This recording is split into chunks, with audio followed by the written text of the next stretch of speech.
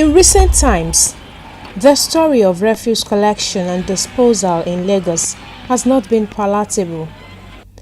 For the greater part of 2017, virtually all the streets of Lagos were littered with loads of refuse.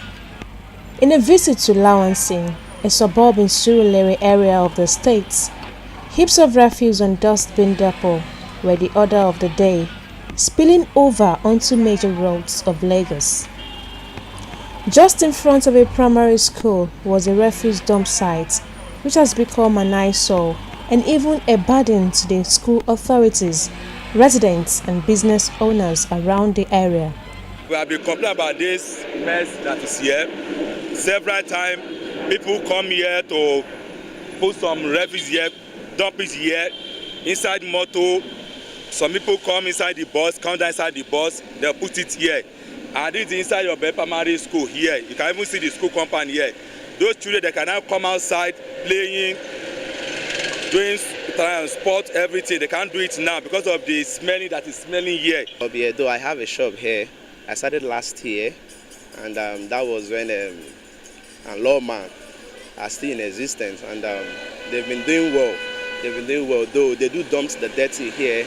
Why they come every day, but since we have the cleaner Lagos, they've not been up and doing, and we've written series of letters to the school, being a public school, that it's not ideal dumping waste being here, because it's dangerous to the health of the students. For these science technologists, educating residents on the best time to dump this refuse will go a long way in solving the problem to ensure a cleaner Lagos.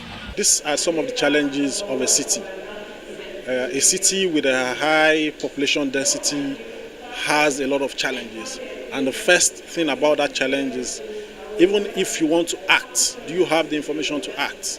So if a refuse collector goes to a particular location by 7 a.m., for example, he clears the refuse. If he does not have data that will tell him that by 12 p.m. you're going to have more refuse here, he does not identify the peak period, it makes it very difficult to plan. And you've probably dispatched that truck there in the early morning to avoid the traffic. So what do?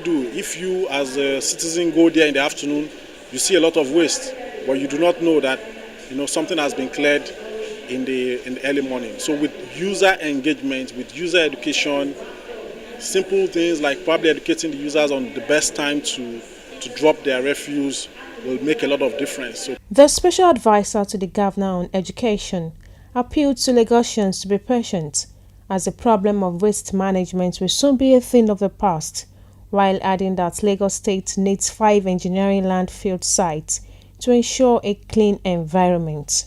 The environment issue is something that we're confident that in the coming weeks and months it will be a thing of the past. The system we had in place was not sustainable, and that's a reality. So what the system we've tried to put in place now is a system that will ensure that we have engineering landfill sites all around the state.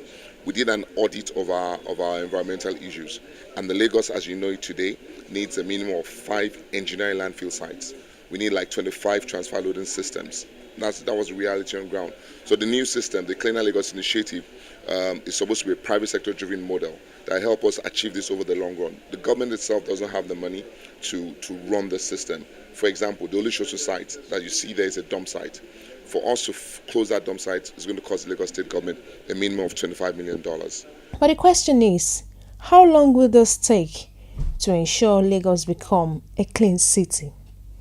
Ibironke Airelovigbe, Core TV News, Lagos.